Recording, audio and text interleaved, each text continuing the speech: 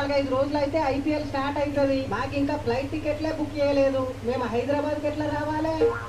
నీకు కమెంట్స్ తో ఫ్లైట్ టికెట్లు ఎప్పుడో బుక్ చేసిన సీరియల్స్ బిజీలో కానీ పంపించడే మర్చిపోయినా.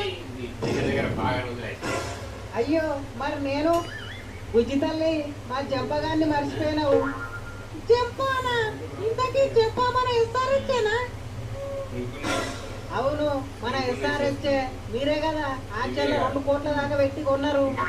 అయ్యో నా పిచ్చి పాడగాను. టీమ్ లో అభిషేక్, హెడ్డు, ఈశాను, నితిను, క్లాసెలు ఇంత మంచి బ్యాట్స్మెన్లను పెట్టుకొని మళ్ళీ చెప్పాను ఎందుకు తీసుకున్నానో ఏమో.